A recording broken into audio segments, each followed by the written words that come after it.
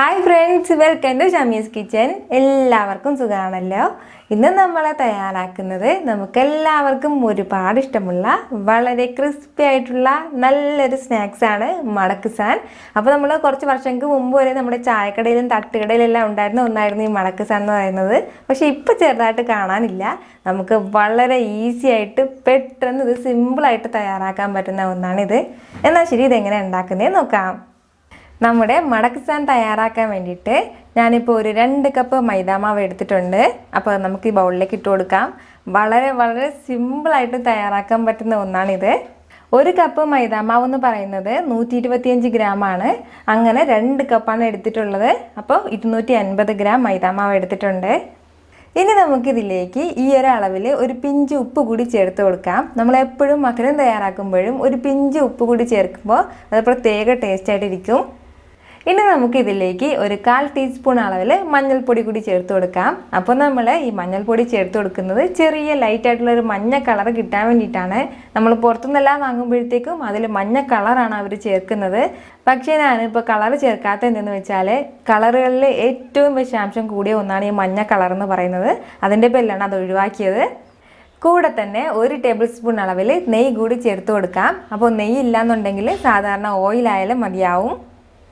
ഇനി നമുക്ക് ഇതിലേക്ക് ആവശ്യത്തിനുള്ള വെള്ളം കൂടി ചേർത്ത് കൊടുത്തിട്ട് ഇത് നല്ലതുപോലെ കുഴച്ചെടുക്കാം. നമ്മൾ ഈ ചപ്പാത്തിക്കെല്ലാം കുഴച്ചെടുക്കില്ലേ, അതുപോലെ നല്ലതുപോലെ ഒന്ന് കുഴച്ചിട്ടെടുക്കണം.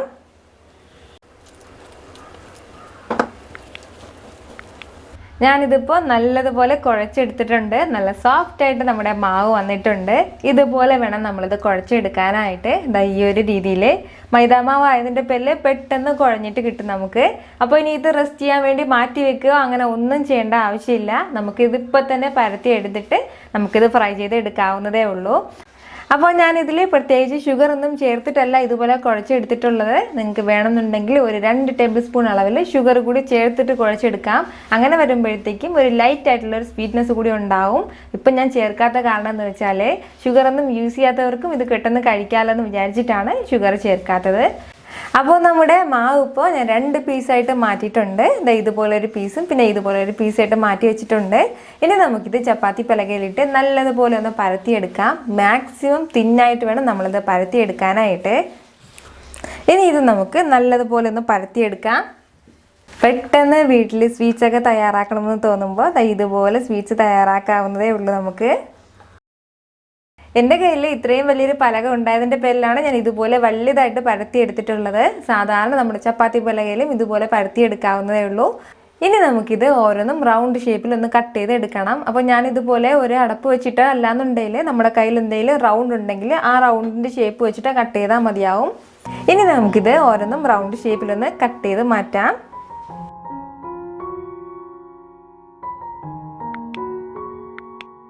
ഞാനിപ്പോൾ ഇതുപോലെ ഓരോന്നും കട്ട് ചെയ്ത് മാറ്റിയിട്ടുണ്ട്. നമ്മൾ എത്രത്തോളം വലിയ ഷേപ്പിലെടുക്കുമോ അതിനനുസരിച്ചിട്ട് നമ്മുടെ മടക്ക്സാനും വലിയ ഷേപ്പായിട്ട് ഇരിക്കും. നമ്മൾ എത്രത്തോളം ചെറിയ സൈസായിട്ട് എടുക്കുമോ അതിനനുസരിച്ചിട്ട് ചെറുതായിട്ടും ഇരിക്കും.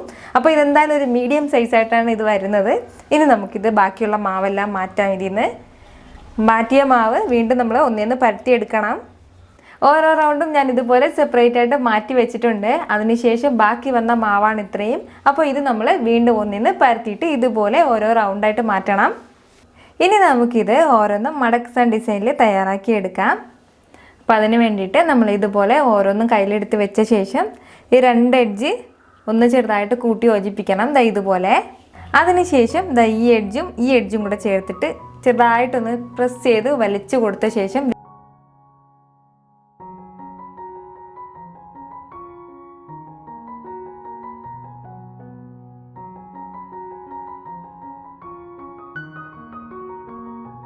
ഇതുപോലെ ഓരോ കിളിക്കൂടിൻ്റെ ഷേപ്പിലാണ് നമുക്കിത് കിട്ടുന്നത്. ഇനി നമുക്കിത് ഓരോന്നും ഓയിലിൽ ഫ്രൈ ചെയ്ത് എടുക്കാം. നമ്മൾ ഓയിലിലേക്ക് ഇട്ട് ഫ്രൈ ചെയ്തെടുക്കുന്ന സമയത്ത് തന്നെ നമ്മൾ ഓരോ ഡിസൈനും തയ്യാറാക്കുന്നതാണ് ഏറ്റവും ഈസി ആയിട്ടുള്ളത്. അതല്ല നമ്മളിതുപോലെ ചെയ്ത് വെച്ചതിന് ശേഷം ഫ്രൈ ചെയ്തെടുത്താലും മതിയാവും, കുഴപ്പമൊന്നുമില്ല. നമ്മൾ ഓരോ ഡിസൈനും തയ്യാറാക്കുമ്പോഴും ആ 2 സൈഡും നല്ല ടൈറ്റായിട്ടൊന്ന് പ്രസ് ചെയ്തേക്കണം. അല്ലാന്നുണ്ടെങ്കിൽ അതൊന്ന് ഇളകിപ്പോവും. അതിൻ്റെ പേരിലാണ്.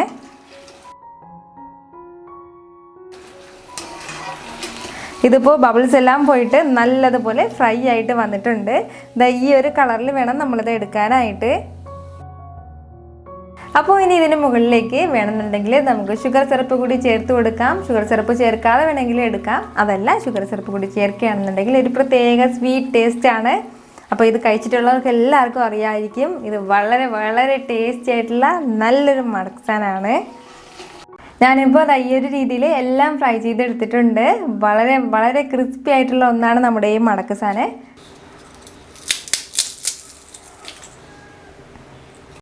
ഇത്രയും ക്രിസ്പി ആയിട്ടുള്ളതാണ് നമ്മുടെ മടക്സാൻ എന്ന് പറയുന്നത്. വെറും കുറച്ച് ഇൻഗ്രീഡിയൻസ് മാത്രം വെച്ചിട്ട് നമ്മളിത് തയ്യാറാക്കിയിട്ടുള്ളതാണ്. പക്ഷേ അത്രയ്ക്കും അതുപോലെ തന്നെ ടേസ്റ്റി ആയിട്ടുള്ളതാണ്.